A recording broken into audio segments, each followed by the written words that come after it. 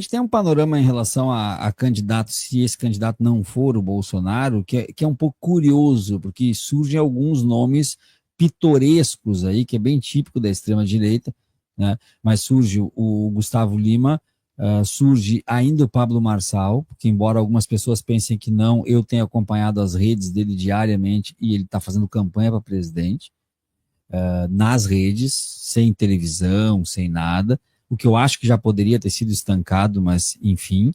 E surge ainda o pirralho, que não dá mais para chamar de pirralho, porque é preocupante a força dele, que é o Nicolas Ferreira, tentando mexer na lei, na Na Constituição, idade.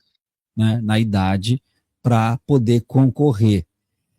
Para ver como é que são as coisas, o Bolsonaro deu um chega para lá no Nicolas Ferreira, nem foi ele direto, foi através do Eduardo Bolsonaro, deu um chega para lá do tipo, tá, mas e aí, cara, tu quer ser presidente? Presidente é meu pai. E aí o Nicolas Ferreira deu uma declaração dizendo que sim, ele quer mexer na idade, mas para concorrer ao Senado. Ou seja, ele já deu uma puxada no freio porque tomou um puxão de orelha do Eduardo Bolsonaro, que estava levando o recado do Bolsonaro. Ou seja, o Bolsonaro ele está se preocupando com aqueles que ele vê que ele tem que se preocupar mesmo. E o Nicolas Ferreira é um deles. Quando falam do Marçal, ele teoricamente ele não se preocupa.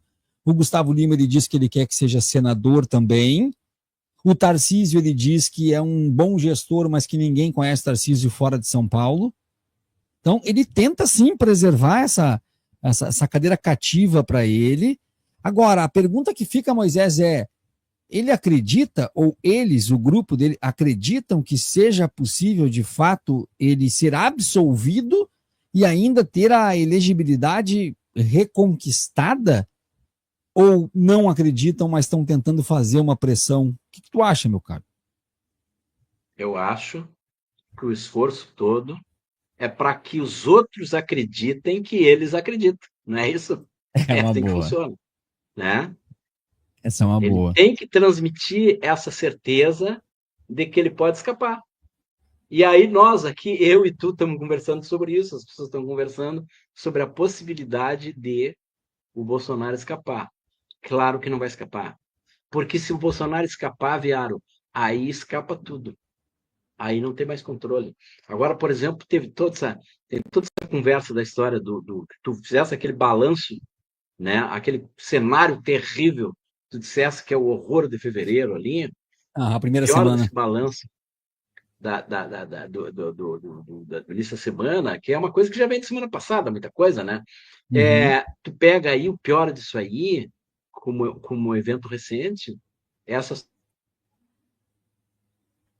situação criada pelo novo presidente da Câmara, com as falas que ele apitou para a turma dele para dizer: eu vou dizer publicamente que eu posso sim admitir o projeto da anistia. Foi o que ele disse. Porque Aham. ele manda dizer para a turma dele que contem comigo na hora que for preciso. Depois ele vai lá, diz que ele já foi falar com o Alexandre de Moraes, vai falar com o Gilmar Mendes, não é isso? Sim. Para dizer que não é bem assim e tal. Mas ele já deu o recado para a turma dele. A extrema-direita é muito competente nesse sentido, Viaro. Né? Eles mandam os recados, depois eles até desmentem. O Bolsonaro, os filhos dele, desmentiram muita coisa que eles disseram. Mas a fala já foi para a rua, né? Já está nas redes, tem cortes, tem vídeo, tem tudo, né? E o recado está dado. Foi isso que o Hugo Mota fez. Agora nós temos que nos preparar para ver, não é nem durante todo o ano, né, Viado? Nós só vamos ver isso daqui a pouco. Quando março Uhum. começar e a vida começar aí, nós vamos ter uma noção da força desses caras e se o Hugo Mota vai poder cumprir uma função que o Arthur Lira não cumpriu. Por que, que o Arthur Lira não cumpriu?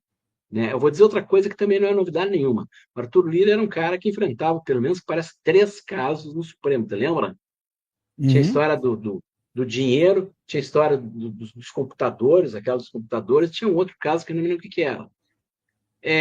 O que aconteceu com o Arthur Lira quando eles foram para esse cabo de guerra aí com o Supremo e tal? O Supremo afrouxou e o Arthur Lira escapou.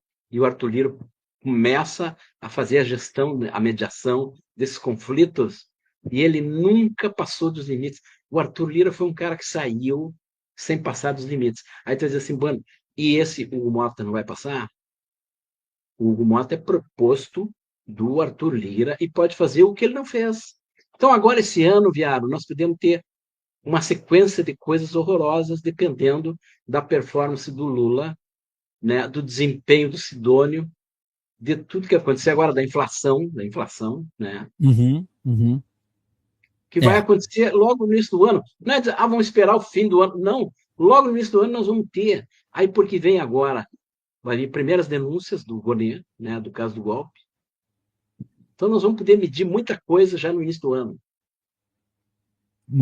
muita coisa. Agora, o principal é que em fevereiro, ainda neste mês, as denúncias sejam apresentadas, de preferência fracionadas, como tem sido dito, e que a primeira fração delas seja composta pelos cabeças que também têm sido apontado, né, com Bolsonaro, Braga Neto, Cid e o Heleno. Seria essa a primeira divisão, segundo interlocutores do Gonê, e que acabou vazando e dando aí matéria para várias notícias durante o dia.